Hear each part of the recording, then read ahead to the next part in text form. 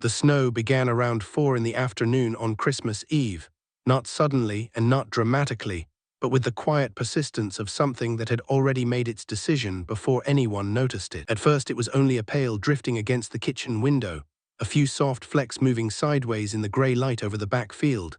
But by the time my son's car turned off the county road and rolled into my driveway, the porch light was casting warm yellow circles onto a clean inch of white, and the tracks of his tires cut two dark wounds through the fresh snow. I stood at the kitchen window with a dish towel twisted once around my hand, watching them unload the trunk. My son moved quickly, efficiently, with that hard, bright energy that people mistake for confidence when they do not know how much impatience is buried underneath it. He popped the trunk with one sharp motion, lifted a stack of wrapped gifts as if the weight annoyed him, and looked toward the house before he had even closed the car door.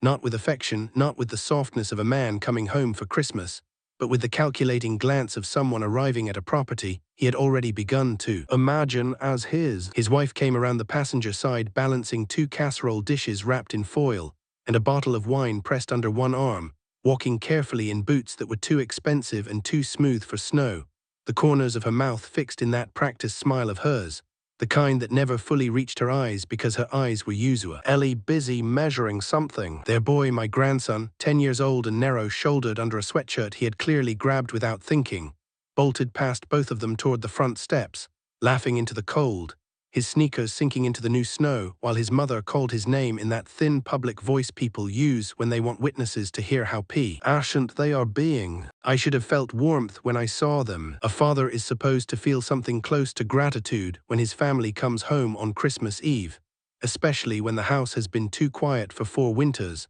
and the chair across from his at breakfast has remained empty no matter how many times he has looked toward it. Instead, all I felt was the same low mechanical hum that had been vibrating in my chest for almost 3 weeks, a soundless internal pressure like a refrigerator running in another room, constant enough that you almost convince yourself it has always been there until the moment it stops, and you realize how exhausted you were from listening to it. I am 67 years old, though most mornings I feel older before my feet touch the floor. I worked 38 years as a marine surveyor up and down the coast of Maine, crawling through engine rooms, standing on wet decks, tapping hulls with a hammer in weather that would make a younger man reconsider the meaning of employment. I knew boats the way some men know scripture. I could tell when a vessel had been neglected by the smell before I saw the rot. I could walk through a cargo hold and know from a stain on a seam that water had found a way in 3 seasons earlier, and had been quietly doing its work ever since. That kind of work teaches you that disaster rarely arrives as disaster. It arrives as a small leak, a loose fitting, a hairline crack that a man tells himself he will deal with in spring. The trouble in my family had come the same way. No one morning had announced it. There had been no single conversation that turned my son from the sweet boy who built model airplanes with me on the kitchen floor into the man who now stood in my driveway looking at my house with the narrowed gaze of an investor. It happened slowly in missed thank yous, in shortened calls, in the way he began answering questions as if every question were a demand, in the way his laughter changed from open to efficient, in the way he learned to say things like asset, exposure, liquidity, and rationalize when he meant mine. My wife had seen pieces of it before she died, though she had never said it in those words. She was kinder than I was, but she was not blind. Ovarian cancer took her 4 winters ago, and after the funeral the house became a place with too much air in it. Every room seemed to have expanded by half. The hallway carried sound differently. The dining room wallpaper, which she had chosen in 1996 after looking through 3 books of samples, and then returning to the first pattern she had liked, seemed suddenly too delicate for one man to live with alone. I never could sell it. People asked. My son hinted. Neighbors mentioned market value, because coastal property had become something people talked about the way fishermen used to talk about weather. But she had picked the wallpaper, planted the lilacs, chosen the curtains, argued with me about the brass hardware on the kitchen cabinets, and slept beside me in the upstairs bedroom for 39 years. The house was not mine alone, even after the county records said it was. It was still ours, and some kinds of ownership do not end because a death certificate says so. My son was 41. In Boston, he worked in commercial real estate, which meant he owned suits that cost more than my first truck, and spoke in polished abstractions about properties he had never repaired with his own hands. He had gone to graduate school, married into a family that treated money like weather, and learned to perform importance with a watch, a car, and a voice lowered half an octave for phone calls. He had been a sweet child. I need that said clearly because it matters. He had not come into the world hard. He had once fallen asleep on my chest in this same house, while a winter storm took down power lines all over the county. He had once spent a whole rainy Saturday painting a model airplane with such concentration that he forgot to eat lunch. He had once cried because a gull with a broken wing died before we could get it to the wildlife center. That boy had been real. I had known him. I had loved him. Maybe that was why it took me so long to admit that the man he became was also real. His wife was harder to describe because people like her survive by never giving you one clean thing to point at. She smiled. She sent thank you texts with too many exclamation points. She complimented my furniture and asked after my blood pressure in the same tone, as though both were items on an inspection checklist. She had a way of standing in rooms that made the room feel less like a home and more like a listing. The first time she walked through my dining room, she paused under the chandelier and said, "Original plaster, right," not as a compliment, but as if she were already calculating the difficulty of renovation. When she asked about my health, the questions arrived wrapped in softness but edged with something surgical. "Are you still driving at night, Arthur?" she would ask, though my name is not Arthur and never has been. She knew my name. Everyone knew my name. But she had gotten into the habit of calling me things that were almost right, and then apologizing so sweetly that correcting her felt like cruelty. "I'm sorry, you know how my brain is with all the holiday planning," she would say, touching my arm lightly, making me feel fussy for noticing. Those were the small things. The larger ones had started 3 weeks earlier,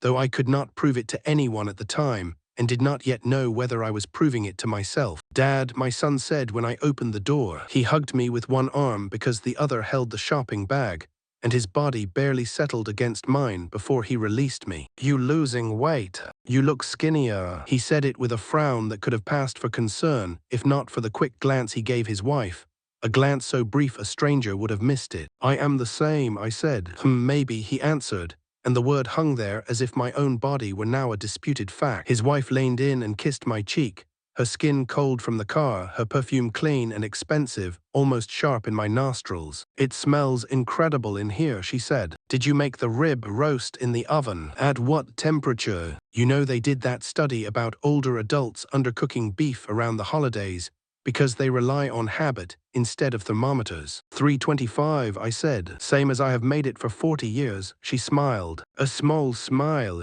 not embarrassed, not corrected, just filing the answer away. My grandson ran past us into the living room and dropped to his knees in front of the tree with the pure confidence of a child who still believes the world is designed to receive him. That was the only part of the evening that felt clean. Children do not fake very well, not at 10. He tore off his wet sneakers without being asked and yelled, "Grandpa, look, we brought the big presents this year."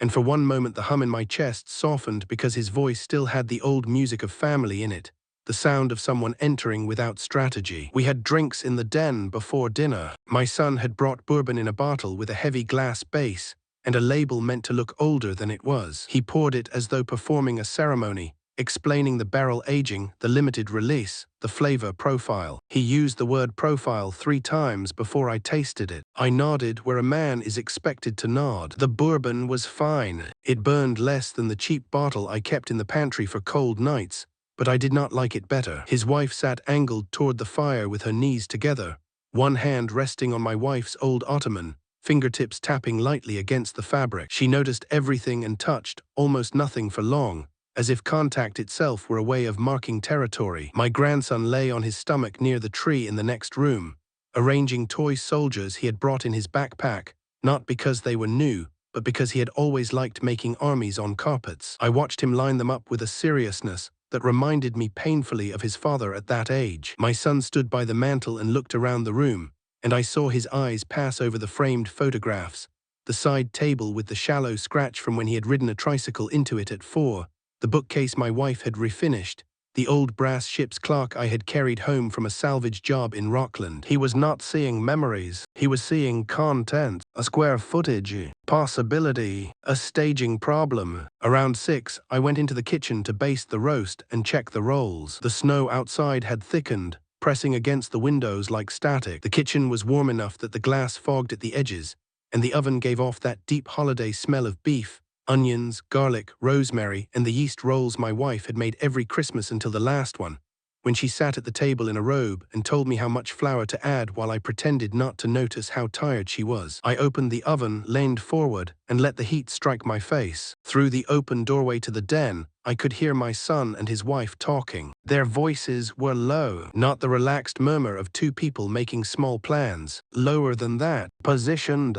controlled, the tone of a conversation they had already rehearsed in parts and were now fitting together. I want to be clear about something because it matters to me. I am not a man who makes a habit of listening at doors. At sea, you learn privacy has value. Men in tight quarters need small territories of silence. But I had been hearing things for weeks, phone calls ending too quickly, when I came into a room during my son's last visit, his wife sending me articles about stair safety, meal delivery, fall prevention, successful aging communities. My son asking suddenly whether I had ever left the stove on, whether I sometimes forgot why I walked into rooms, whether I still kept up with paperwork. 3 weeks earlier, he had asked if I had considered a memory test. He had said it lightly, almost joking over the phone. I had laughed then. I was not laughing with the oven door open and the basting spoon in my hand. The stairs are the real concern, my son was saying. If he falls, that's it. We are driving up here at midnight to deal with the hospital. His wife answered, he is not going to fall tomorrow, but he could. That is the point. Risk is risk whether it happens today or 6 months from now. The heating bill on this place alone is ridiculous. Your parents would be so much more comfortable on one floor, and his parents would actually use the space. I stood very still. My son made a small sound, perhaps agreement, perhaps calculation. This house has 4 bedrooms he does not use, he said. 4 bedrooms, a den, the garage, the yard, the view. He rattles around in here like a dried pea. The phrase landed so lightly in his voice that at first my mind did not accept it as something he had said about me. A dried pea. I had taught him to tie a bowline. I had held a cold cloth to his forehead when fever made him delirious. I had carried him asleep from the car after his mother's sister's wedding because he was too tired to walk. Now in his mouth, I was a dried pea rattling around in underused space. His wife said, "What about him though?" And there was a pause before my son answered. Lakeside has that memory care wing now. We toured it. It is nice. He would have meals, people around, cards, activities. It is not like dumping him somewhere. Has he agreed? She asked. He has not been asked, my son said. But he is not going to say no, sweetheart. He is lonely. He has been lonely since Mom died. He does not want to admit it. We just need to present it the right way. After the holidays, I will bring the brochure.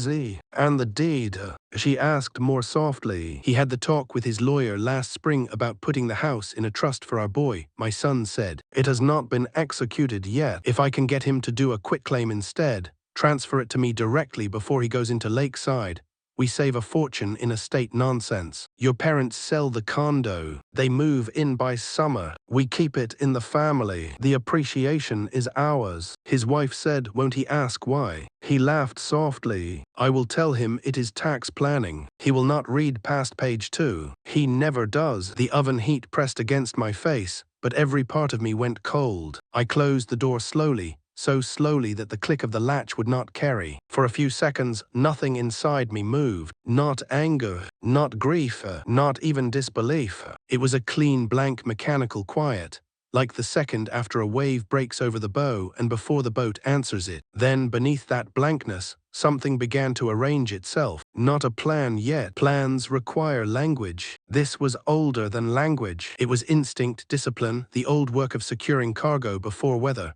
tying down what could shift, looking at the deck, and knowing that anything loose becomes a weapon when the storm comes. I had raised that boy. I had co-signed his first car. I had sat with him after he failed his bar exam the first time, though he never did become a lawyer, not because he could not, but because he discovered real estate paid better for less truth. I had given him money for the down payment on his condo, and told him it was a loan because I knew pride matters, then never mentioned repayment again. I had done all the things fathers do when they mistake generosity for protection. Now he was standing in my den, in a house his mother had loved with her whole gentle heart, planning to put me in a memory care unit so his wife's parents could sleep in our bedroom and he could call theft tax planning. I picked up the wooden spoon and stirred the gravy because the gravy still needed stirring. That is one of the strange things about betrayal. It does not stop the ordinary requirements of a room. The roast still cooks, the rolls still brown, a glass still needs filling. A man can hear the structure of his life crack and still reach for salt. Dinner in 10, I called,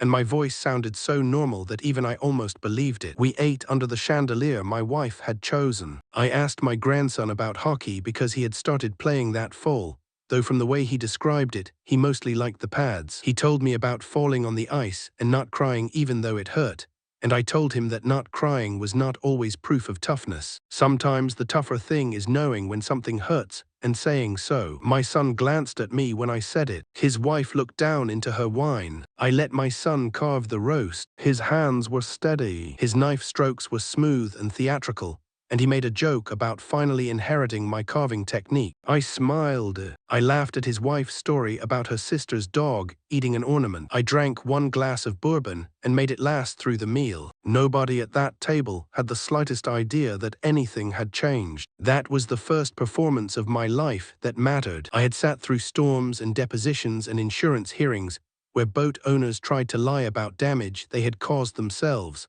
But nothing required more discipline than passing potatoes to the man who had casually described removing me from my own house. Every gesture had to be ordinary. Every silence had to be placed where my silences usually live. When my son's wife said, "You really should let us help clean up," I said, "Nonsense, it is Christmas Eve," with the same mild stubbornness I had always used. When my son said, "Dad, seriously, you should sit down more," I replied, "I will when I am done," and watched his eyes measure that answer. My grandson fell asleep on the sofa under a knitted blanket that had belonged to his grandmother. At 10, they bundled him into his coat, half awake and limp with holiday fatigue, and my son gave me a long hug at the door. Too long, performative, the kind of hug meant to reassure both participants that something tender exists whether or not it does. "Merry Christmas, Dad," he said into my shoulder. "We will talk soon about some things. Good things." I patted his back once. "Merry Christmas, son." I stood on the porch and watched their taillights travel down the snow-covered drive,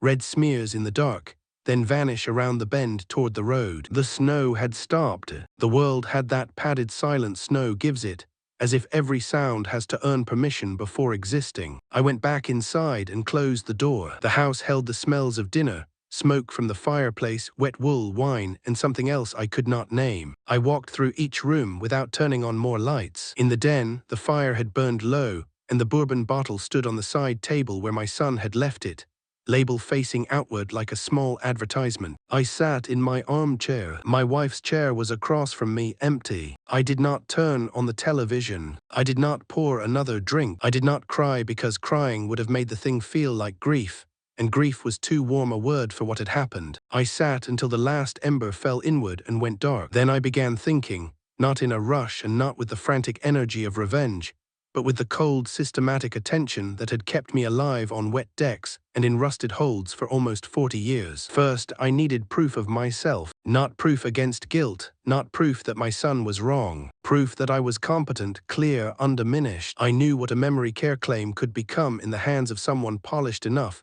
and shameless enough. A concerned son, a worried daughter-in-law, a lonely widower in a big house. The story almost wrote itself. And judges, doctors, banks, and neighbors all love a story that sounds compassionate. Second, I needed a lawyer who did not know my son, did not know his wife's family, did not play golf with anyone connected to them, did not carry local familiarity into a meeting and call it judgment. Third, I needed to move assets before anyone realized assets were moving. Fourth, I needed to leave. That was the hardest fact to place in my own mind, not because I loved wallpaper more than freedom, but because leaving meant admitting the house could no longer protect me. It had become the thing they wanted, and once a house becomes bait, staying inside it is not loyalty. It is a foolishness. Christmas morning, I woke before dawn. I had slept badly, not because I was restless, but because every time I drifted towards sleep I heard my son's voice saying, "He will not read past page 2. The house was colder than usual, because I had let the fire die and forgotten to adjust the thermostat before bed. I made coffee, standing in the kitchen in my robe while the sky slowly softened over the snow. I opened the gift my son had left under the tree, because not opening it would have felt dramatic, and I did not yet have the luxury of drama. It was a cashmere sweater, beautiful, expensive, the wrong size, too large in the shoulders, too narrow in the chest, a sweater bought for the idea of an old man, not for the body of the one he knew. I folded it back into tissue paper, slid it into the box, and put the lid on. Then I sat at the kitchen table with a yellow legal pad. The first word I wrote was lawyer. I underlined it once. Not my old lawyer. My old lawyer had been friendly with my son's father-in-law for years, and maybe that meant nothing. But maybe is not enough when a man is securing his life. The second word was doctors. I wrote 3 beside it, then circled it. 3 cognitive assessments from 3 different practices, not one. 1 assessment can be questioned. 3 become a wall. The third word was bank. The fourth was realtor. The fifth was time. I stared at that last word longer than the others. Time would be the dangerous part. Legal work could be done. Money could be moved. A house could be sold. But the interval between hearing and acting would require me to become invisible while standing in plain sight. For 2 months, perhaps 3, I would have to let my son believe he was moving me, when in fact I was moving everything beneath him. I would have to answer his calls. I would have to sound old enough to reassure him and sharp enough not to alarm him. I would have to accept brochures, ask questions, nod, and let him feel progress. I would have to sit across from him and not tell him that I knew. The law firm was 2 towns over in a brick building between a dentist and a tax preparer. The lawyer was a woman in her late 50s named Evelyn March, and she specialized in elder protection, estate restructuring, and abuse prevention, which were phrases I would once have associated with other people's families. I drove there the week after Christmas through dirty slush, the kind that sprays up from passing trucks and leaves gray fans across the windshield. I had called from a pay phone outside a hardware store because I was not yet sure whether my phone account had any shared access I had forgotten about. That was how suspicion begins to spread once it enters a house. You start with one overheard conversation, and within days every password, every spare key, every casual question from the past year becomes evidence with no label. Evelyn's office smelled faintly of paper and coffee. No holiday decorations, no framed inspirational quotes. She greeted me with a firm handshake and did not call me dear. That mattered more than I expected. I told her everything from the beginning, starting not with Christmas Eve but with my wife's death,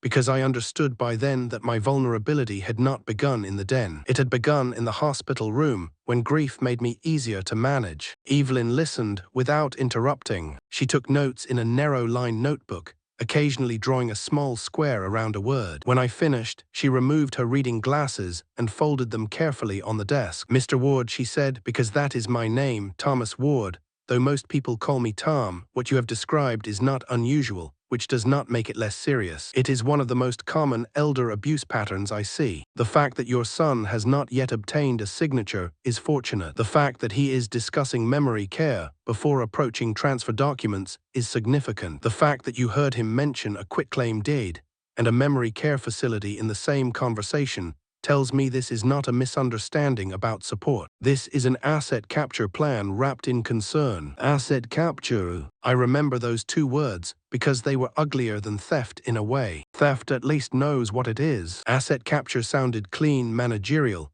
something a man might put in a folder and slide across a kitchen table. Evelyn walked me through options with the patience of someone who had given the same map to other people standing at the edge of their own families. Durable power of attorney naming someone other than my son. Medical directives excluding him from unilateral decision-making. Capacity affidavits from independent physicians. A trust, likely irrevocable once funded, with professional trustees. Sale of the house at fair market value. Proceeds deposited into the trust. No title interest passing through my son. Notice protocols if he attempted to challenge. Documentation of every conversation going forward. No confrontation until the structure was secure. She did not say revenge. She did not speak in emotional language at all. That was a comfort. Emotions had brought me to the wrong shore before. Logistics would take me away from it. "There is one practical catch," she said near the end, resting both hands on the folder she had opened in front of her. If you sell the house, you need to actually leave it. Not eventually, not symbolically, physically. When they realize what has happened, they will come to the house. They will come angry. They will come frightened. They will come with their own version of concern. If you are there, they will apply pressure. And pressure works best in familiar rooms. You need to be somewhere they cannot reach casually for at least 30 days. I looked past her shoulder at the winter light in the window. I have always wanted to take a long trip on a boat, I said. She smiled for the first time. Then take one. The cognitive assessments were strangely humiliating and strangely satisfying. The first was in Portland, in a medical building with sea green walls and a waiting room full of magazines no one had opened. The doctor was a young neurologist with careful manners, and when he asked me to remember a list of words, repeat patterns, draw a clock, count backward, explain similarities, identify shapes, and answer questions about dates and current events, I felt at first like a child being tested for permission to remain a man. Then I caught myself. Pride is a luxury when paper is the weapon being forged against you. I answered everything. I slept well the night before, ate eggs and toast, drank only one coffee and arrived early. The second test was in Bangor 2 weeks later with a woman who had colder hands and sharper eyes. She asked more questions about daily function. Did I pay my own bills? Did I cook?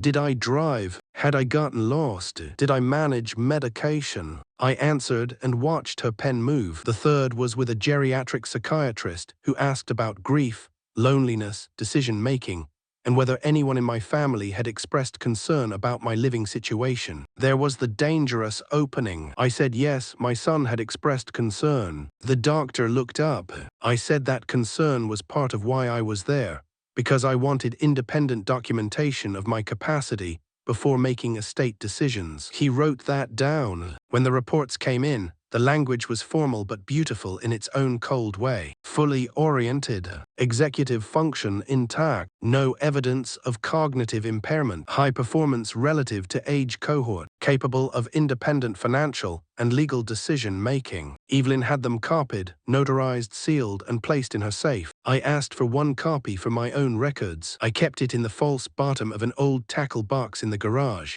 because a man who has spent his life around boats knows not every important thing belongs in an obvious drawer. January became a long exercise in controlled breathing. My son called every Sunday now precisely at 4. He had never called every Sunday before. At first I let it ring 3 times before answering, because answering too quickly would make me seem eager, and answering too late might make him suspicious. He asked how I was sleeping. He asked if I had enough groceries. He asked whether the snow removal service had come. He asked if I felt safe on the stairs. The questions were soft, but they had hooks in them. I answered with mild gratitude and small admissions, carefully chosen to feed the story he wanted, without endangering the facts I needed. Yes, the stairs were steeper than they used to be. No, I had not fallen. Yes, the house was a lot to keep up with. No, I was not ready to make decisions in winter. His wife began sending emails with subject lines like "thinking of you" and resources we mentioned. She sent lakeside brochures,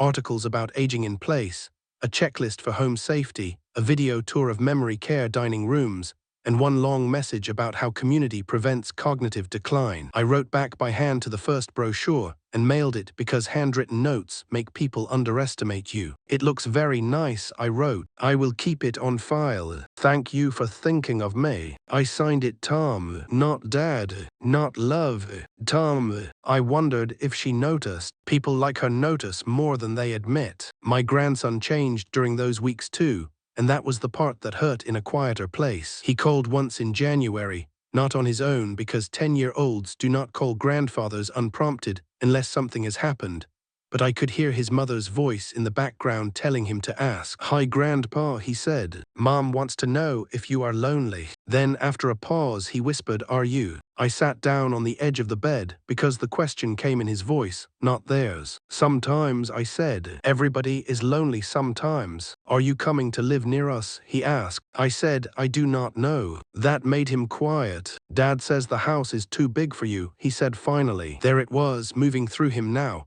the adult plan entering the child as weather enters wood. Maybe, I said, but big things are not always bad things. Sometimes they are just big. He asked if he would still get to fish with me in the summer. I told him yes, if we could make it happen. When we hung up, I understood that the damage was already reaching beyond me. My son and his wife were not only planning a transfer of property, they were training a child to see his grandfather as an obstacle wrapped in pity. That realization moved something in me that anger had not. I could absorb many things, but I would not let my grandson inherit a lie without resistance. In late January, my son came alone for the weekend. He arrived on Saturday morning with a folder, wearing jeans too clean for winter and a sweater that made him look like a man dressed for a relaxed magazine photograph. He brought pastries from a bakery in Boston and set them on the counter with a flourish, as though pastry were an apology for strategy. We drank coffee at the kitchen table. He asked how my week had been. I told him about the boiler making a noise and watched him seize on it. "That is exactly what I mean, Dad," he said, leaning forward. "You should not have to worry about boilers. You should not be managing maintenance at this stage." At this stage,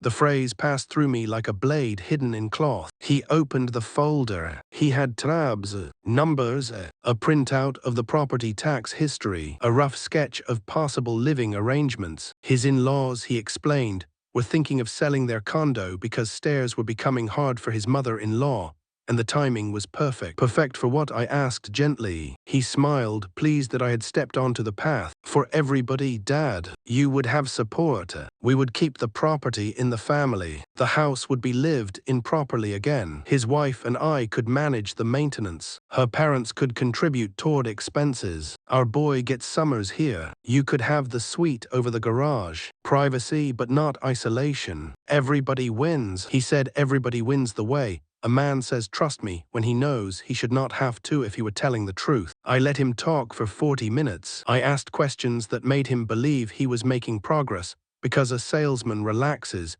when he thinks the buyer is moving toward yes. How would the title work exactly? Would it be a trust? Would I still have access to the den? What about your mother's things? Would I have my own entrance? Would your in-laws be comfortable with my schedule? Did Lakeside allow short-term stays, just in case I wanted to try community for a few weeks? Every question made him warmer, more animated, more careless. He spoke of tax efficiency, estate simplicity, avoiding probate, preserving value. He said, "You have to think of the next generation, Dad."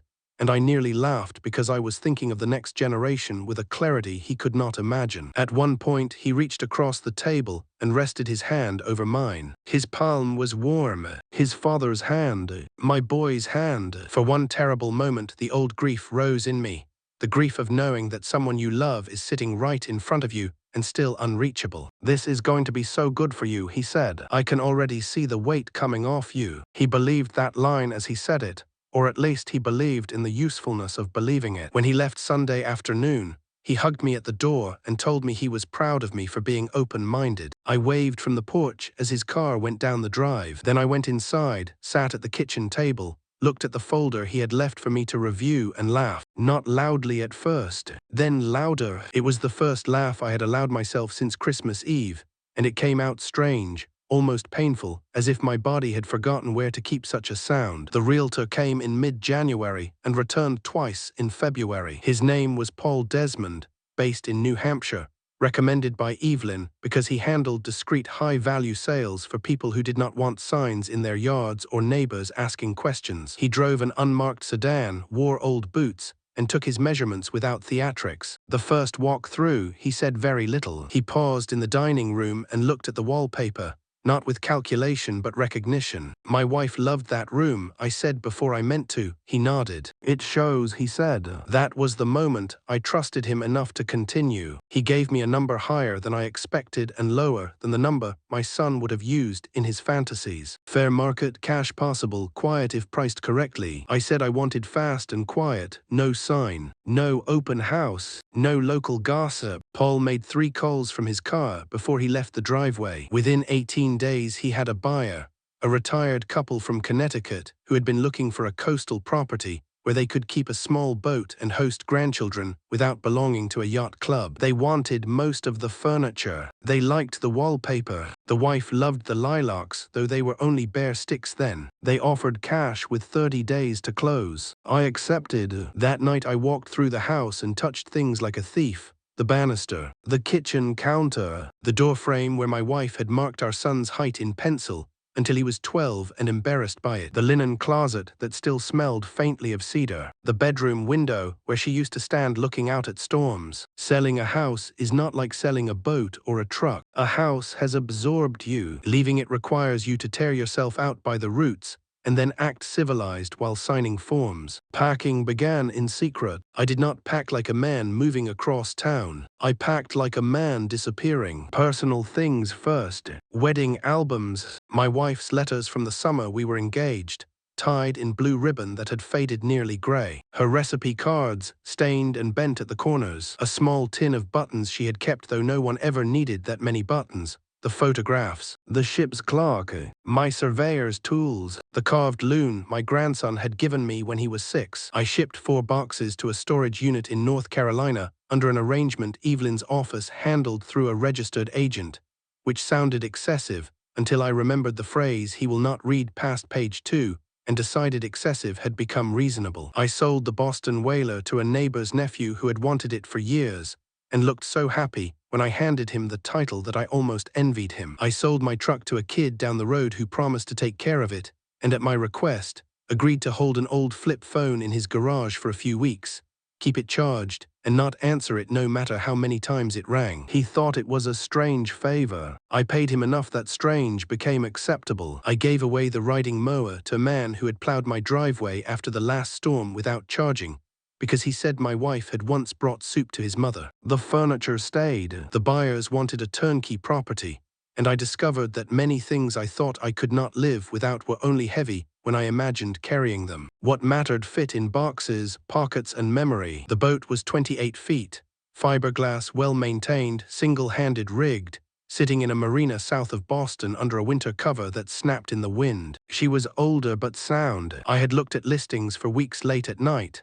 learning inventory the way I once learned weather systems. I paid cash in person. The seller, a retired school principal with hands like rope, walked me through every fitting, every line, every repair he had made. He loved the boat, but his knees had betrayed him. When he asked what I planned to name her, I said my wife's name. He looked at me for a moment and nodded as if that answered more than the question. "Where are you headed, Captain?" he asked when we shook hands. "South," I said. "As far south as she will take me." He smiled. "Then take your time. Boats like time better than hurry." I thought of that sentence often later. By early March, the performance had become almost unbearable. My son was excited now. He called not just Sundays but Wednesdays too, pretending to check in, really checking progress. His wife began sending paint colors for my rooms. She sent a message saying, obviously we would preserve the spirit of the place, but some fresh coastal neutrals could really help the house breathe again. I read it in my kitchen beneath wallpaper my wife had picked with her own hands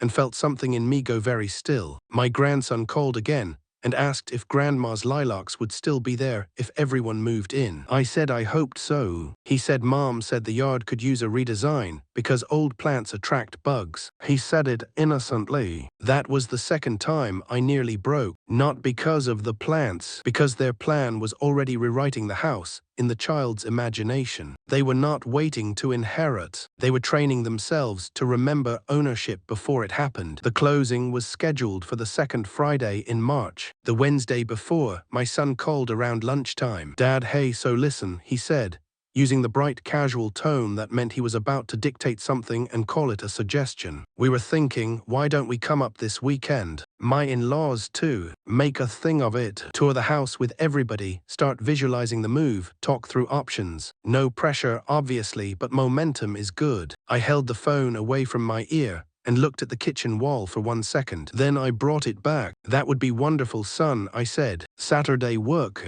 "Saturday is perfect. Bring everybody." After I hung up, I sat down on the kitchen floor because my legs were not quite steady. I laughed until my ribs hurt. Then I sat there after the laughter passed and pressed my palms flat against the old linoleum and whispered my wife's name once. Not as a prayer, not exactly, more like a report. It is happening. The closing happened Friday morning in Evelyn's office. I wore a navy blazer and the tie my wife had bought me for our 30th anniversary. Dark green with small silver anchors she had said were tasteful, and I had said were too obvious. The buyers were there, a pleasant couple with nervous smiles, and the careful gratitude of people who know they are buying something that mattered to someone else. The wife asked if I was sure about leaving the dining room table. I said yes. My wife had loved that table, but she had loved feeding people at it more than owning it, and I thought perhaps it should keep doing what it was built to do. I signed where Evelyn placed the tabs. Every page read, every clause understood. My hand did not shake until the very last signature, and even then only slightly. The wire hit the trust account at 2 in the afternoon. Evelyn confirmed it with a printout she slid across the desk. The house was no longer mine. Legally, the sentence was simple. Physically, I felt it in my spine. The buyers received the keys at 4. Though they had agreed I could remain until noon the next day as a courtesy. I drove home through a pale March afternoon and parked in the driveway as a guest in the place where my son had taken his first steps. That last night in the house, I did not sleep much. I lay in the upstairs bedroom with my wife's wedding ring in a small cloth pouch in the pocket of my pajama shirt. I had taken it from the dish on her dresser where it had rested since the hospital returned it to me in a plastic bag with her other belongings. The room was mostly empty now, but not visibly enough for a visitor to notice. That was the point.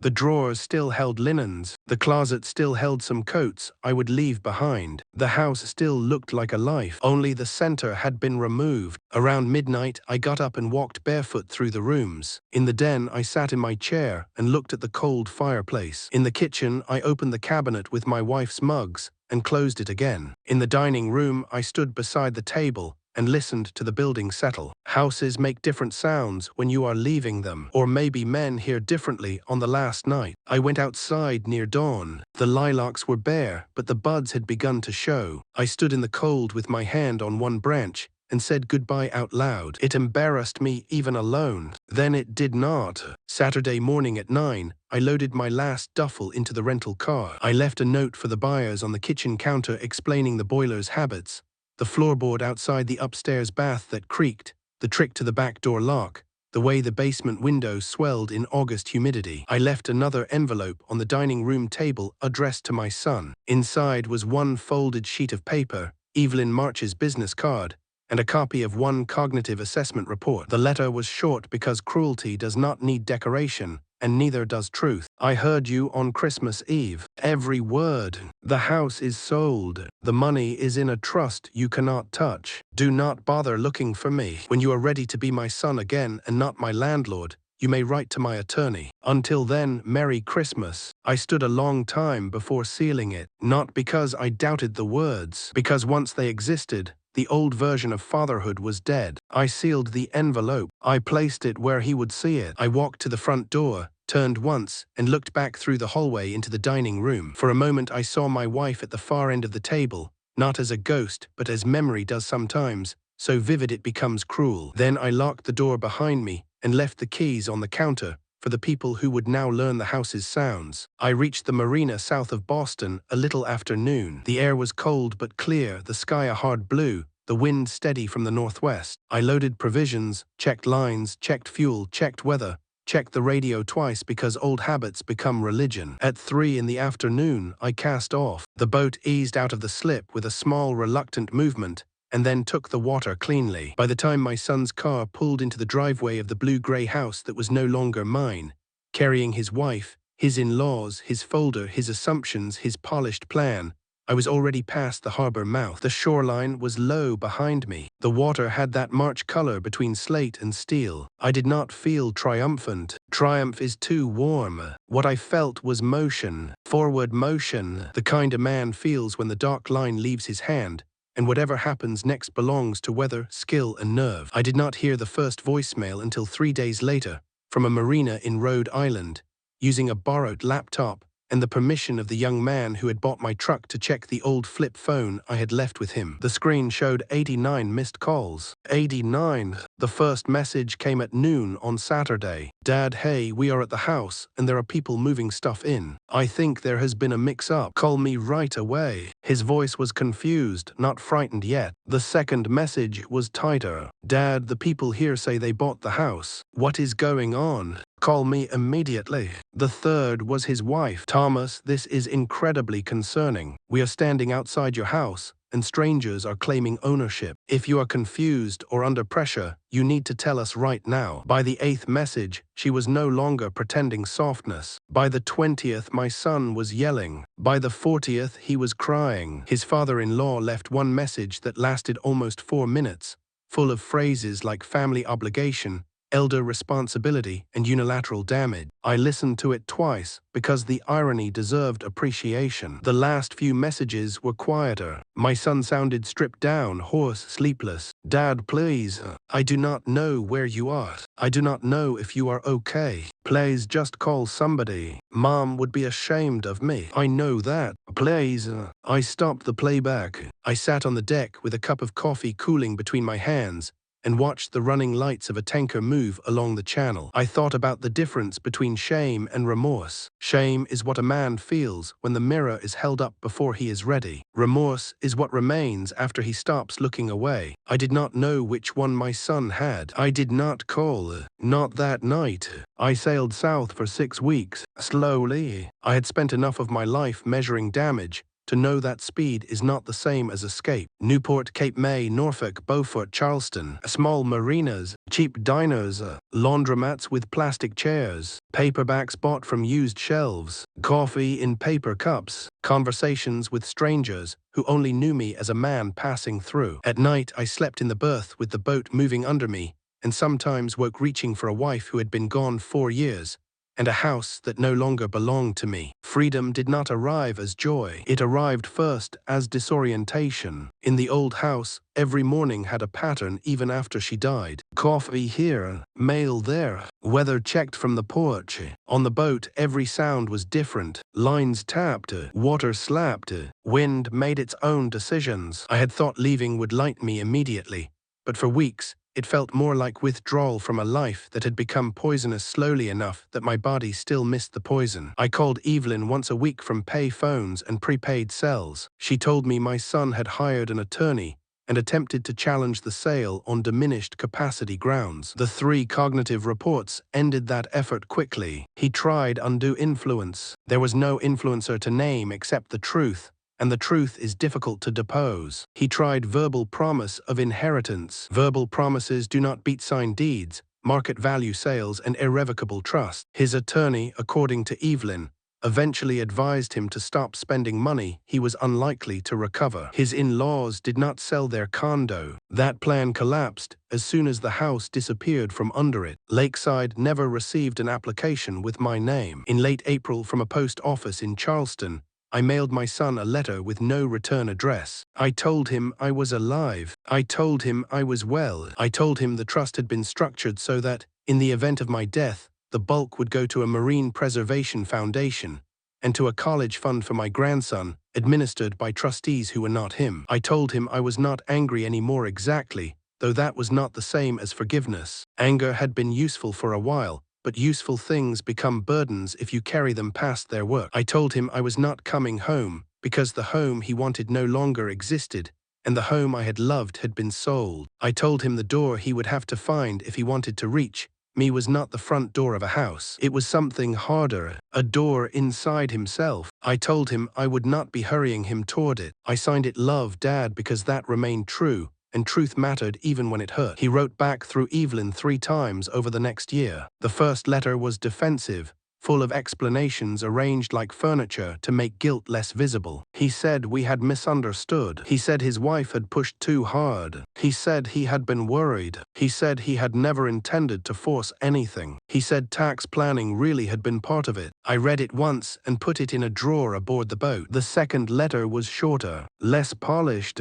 He wrote that his marriage was under strain. He wrote that his son had asked why Grandpa left, and he had not known what to say. He wrote that he was beginning to understand why I had not called back. The third letter came almost a year to the day after Christmas Eve. 2 pages handwritten, no excuses. He wrote, "I understand now that I had already moved you out in my head before I ever asked you." That sentence was the first one that felt like remorse. Not enough, but something. I wrote back and told him I would be in Florida for the winter. If he wanted to come, he could come alone. No wife, no in-laws, no folder. Just him. He came in February. We had 3 days. People want scenes like that to fix things because stories teach them to crave clean hinges. The apology, the embrace, the music swelling. Real life is less generous. We had breakfast at a place near the marina where the coffee was too weak and the pancakes too large. We walked the beach. He looked older, not dramatically, not ruined, but thinner around the eyes, as if some internal arrogance had burned out and left soot. He asked about the boat. I told him. He asked about my health without using the tone of assessment, and I answered. He cried once near the end, sitting on a bench by the water with his hands clasped between his knees. He said he was sorry for Christmas Eve, for the den, for the plan, for not seeing me as a person. I let him speak. I did not tell him it was all right because it was not. I did not say I forgave him because forgiveness, if it comes, is not a word you hand over on schedule. I sat beside him while he cried, and that was what I could give. It was more than he had earned, and less than he wanted. It was fatherhood reduced to its hardest shape. That was 4 years ago. I am 71 now. I still have the boat. I winter in Florida and summer in Maine in a small rented cottage, about 80 miles from where the old house used to be. The new owners painted it blue. My wife would have hated the shade, and I find I do not mind. That surprised me at first. Then it comforted me in a small, cold way. The house belongs to other people now, and even memory has to learn property lines. I see my grandson twice a year. He is 15 now and nearly as tall as I am. I told him the whole story when he was old enough, not to poison him against his father, but because children deserve truth before adults sand it smooth for family comfort. He listened without interrupting. At the end, he asked if I still loved his dad. I said yes.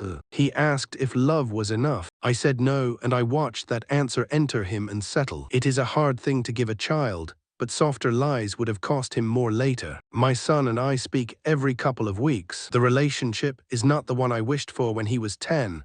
And lying on the kitchen floor building airplanes. It is the one we earned. We work on it the way men work on an old engine, slowly, with patience, with tools laid out carefully, and no guarantee that it will ever run the way it once did. Sometimes, in marina bars or at dinners with people who become friends, because proximity and salt air make friendship easier, someone asks if I regret it. They ask whether I should have confronted him Christmas morning, sat him down at the kitchen table, told him what I heard, and given him a chance to make it right. I have considered that honestly. I am not proud of every part of what I did. Disappearing wounds people even when they have wounded you first. Selling the house cost my grandson summers he might have had. It cost my son the shock of losing not only property, but the illusion of what kind of man he was. It cost me the last physical place my wife and I had made together. But I remember the way my son sounded in the den that night. Not angry, not desperate, comfortable, casual, past the decision. In his head, I had already been moved. The lakeside brochure was already on the counter. The quitclaim deed was already half signed in his imagination. His in-laws were already measuring curtains. A clean no does not stop a man who has already made the deal in his own mind. It gives him time to find another route. I had spent decades around contracts, boats, owners, survey claims, and men trying to renegotiate damage after the storm exposed what they had ignored. The only thing that stops a man like that is reaching for what he thought was his and finding empty air. The wind is coming up out of the southwest now as I write this. I can hear it in the rigging, a thin, restless sound that reminds me of halyards tapping against masts all along the dock. There is a front moving through tonight. Tomorrow morning, if the forecast holds, the harbor will be glass for a few hours after sunrise. I will make coffee. I will call my grandson before school. I will check the lines, stow the loose gear, and take the boat out past the breakwater if the weather grants it. I think often about that Christmas Eve, about my son's voice in the den, about the oven door closing, about the legal pad on Christmas morning, about the house keys left on the counter, about the first cold hour after casting off when the shoreline fell behind me, and I understood that survival is not always warm. Sometimes survival is an old man alone on a small boat, with no one waiting in the rooms behind him. Sometimes dignity feels less like victory than weathered wood under your palm,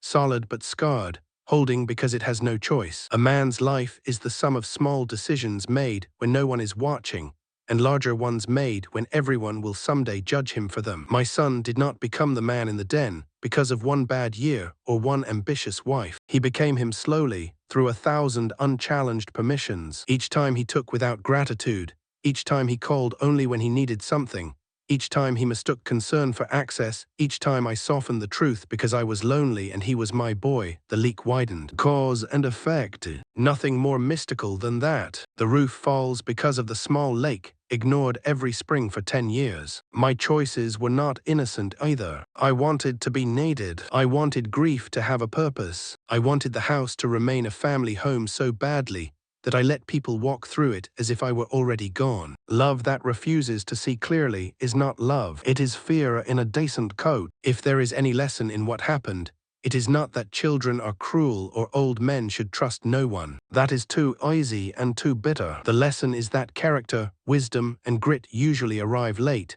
because we only go looking for them after softness has failed us. Character is the willingness to do the right thing, even when it costs you a relationship you spent 40 years building. Wisdom is the willingness to see what is actually in front of you, instead of what you prayed would be there. Grit is the willingness to follow through when every old instinct in your chest tells you to call him back, smooth it over, pretend you did not hear what you heard.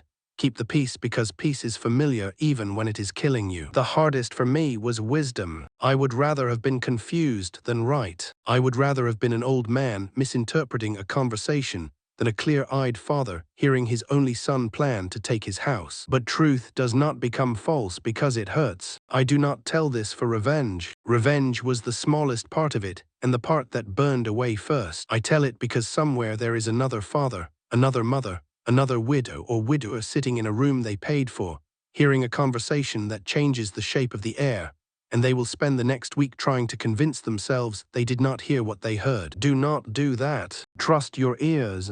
Trust the cold thing in your chest that starts organizing itself before your mind catches up. Then move slowly, quietly, with a plan. A house can be sold. Money can be moved. Doctors can write reports. Lawyers can build walls paper by paper. Even a son, given enough time and enough consequence, can sometimes find his way back to being a man. But the years you spend letting someone erase you because you are too tired or too lonely or too afraid to say no do not come back. I was not too kind. I was too late getting started. That is the truth I live with now, and the truth, unlike a house, cannot be sold to someone else. It comes with you. It sits beside you on the deck at night, while the rigging sings in the dark. It waits in the silence after every phone call. It stands at the edge of every sunrise over the water, cold and clean and irreversible.